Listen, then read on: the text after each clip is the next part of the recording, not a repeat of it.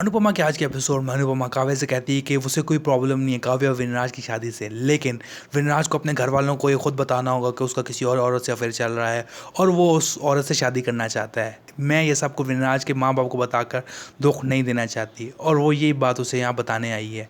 इतने में अनुपमा देखती है कि एक चप्पल उल्टी पड़ी हुई है, वो उसके पास जाती है और वहीं बालकनी में विनराज भी छुपा होता है।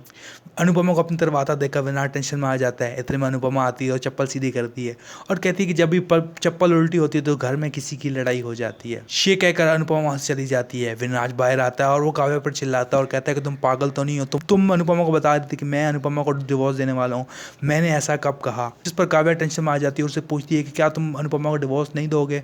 विनराज उसकी बात का जवाब नहीं देता और वहां से चला जाता है। काव्य टेंशन में आ जाती है। दूसरा विनराज के घर में तशु और समर देखते हैं कि पक्की रो रही होती है और वो पक्की से पूछते हैं कि तुम क्यों रो रही हो। जिस पर पक्की कहती है कि मुझे सारे बाहर वालों की तरह ट्रीट कर रहे हैं, मुझे कोई नहीं बता रहा कि मम्मी और पापा में लड़ाई क्यों हुई। पहले मम्मी पूरा दिन पापा की खिदमत करती रहती थी, उनके काम करती रहती थी, लेकिन आजकल मम्मा ऐसे बिहेव करती हैं जैसे पापा है ही नहीं। समर उसे समझाने की कोशिश करता है लेकिन तशु से रोक और वो पक्की से कहता है कि तुम टेंशन मत लो, पापा और मामा की लड़ाई बहुत जल्द खत्म हो जाएगी और वो दोनों दोबारा एक साथ रहने लग जाएंगे। ये सुनकर समर गुस्से में आ जाता है और वहाँ से बाहर चला जाता है। तशु उसके पीछे जाता है और उसे वार्न करता है कि वो पक्की को कुछ न बताए। जिस पर समर कहता है कि पक्की को पता होना चाहिए कि उसका बाप कितना महान है, जिस बाप को इतना महान मानती है उसने उसकी माँ को कैसे धोखा दिया। जिस पर तशु कहता है कि पापा इतने बुरे नहीं है, उन्हें काव्या ब्लैकमेल कर रही थी, उन्होंने माँ को सारी सच्चाई बता दी है। जिस पर समर तशु से कहता है कि तुम मिस्टर विनराज की कहानी पर बगैर सोचे समझे भरोसा कर रहे हो और बहुत जल्द तुम्हारा भरोसा टूटेगा। इस पर तशु गुस्से में आ जाता है और कहता है कि पापा को उनके नाम से मत बुलाओ। दूसरी तरफ राखी विनराज के घर में आती है। वो ये जानना चाह रही होती है कि घर वालों को विनराज और काव्य के अफेयर के बारे में पता चला या नहीं। इतने वो बा के पास आती है और कहती है कि मैं स्पा जाने वाली थी लेकिन मैं यहाँ पे आ गई क्योंकि मुझे अन्नू की टेंशन थी और मैं यहाँ देखने आई हूँ कि अनुपमा कैसी है। इतने बा कहती है कि तुम यहाँ टेंशन फ्री होने आई हो या हमें टेंशन देने आई हो। इतने में राखी सोचती है कि मैं यहाँ इसलिए आई हूँ कि मैं आग में घी डाल सकूं, लेकिन यहाँ तो आग ही नहीं लगी और वो सोचती है कि आग नहीं लगी तो मैं कम से कम आग लगा तो सकती हूँ। इतने वो बात से पूछती है कि जब से अनुपमा बेहोश हुई है उस वक्त उसने यहाँ पे काव्य को आते जाते नहीं देखा। इतने में अनुपमा वहाँ आती है और राखी को नमस्ते बोलती है। राखी उसे गले लगाती है और उससे पूछती है कि तुम उस दिन बेहोश क्यों हो गई थी। अनुपमा कहती है कि मुझे बहुत खुशी हुई कि आपको मेरी इतनी फ़िक्र है, लेकिन आपको मेरी इतनी फ़िक्र करने की ज़रूरत नहीं है। इतने में राखी पूछती है कि विनराज की तरह और वो इस हाल में अनुपमा को छोड़कर काव्य के पास तो नहीं चला गया। इतने में राखी खुद ही कहती है कि मेरा मतलब ऑफिस तो नहीं चला गया।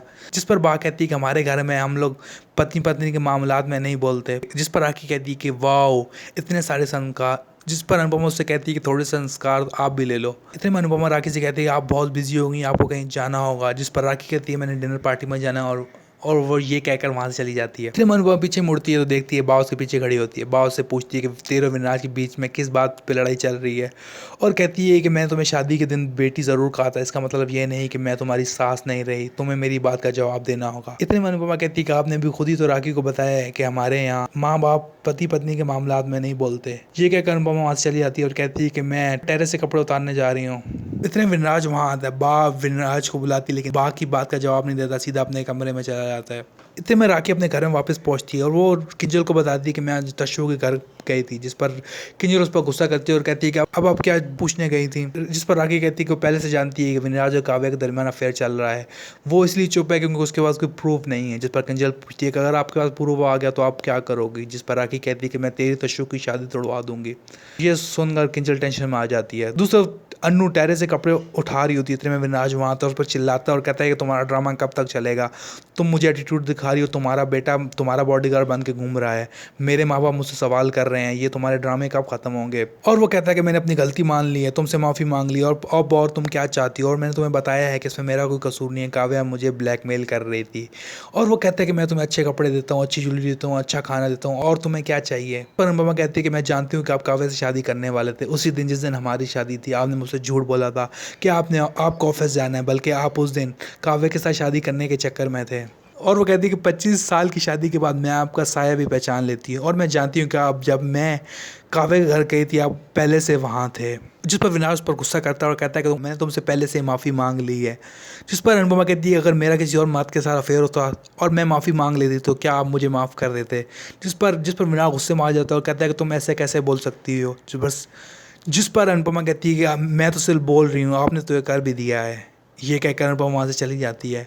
विनाश वहीं खड़ा रह जाता है। इतने में अनुपमा समर के रूम में जाती है उसे जगाने के लिए, लेकिन समर पहले से जागा होता है और वो ऑनलाइन बच्चों को डांस सिखा रहा होता है। इतने में समर अनुपमा से कहता है कि वो अपने बाप की गलती की वजह से अपनी लाइफ में नहीं बदलेगा, वो वैसे ही रहेगा और अपनी माँ की खिदमत करता रहेगा।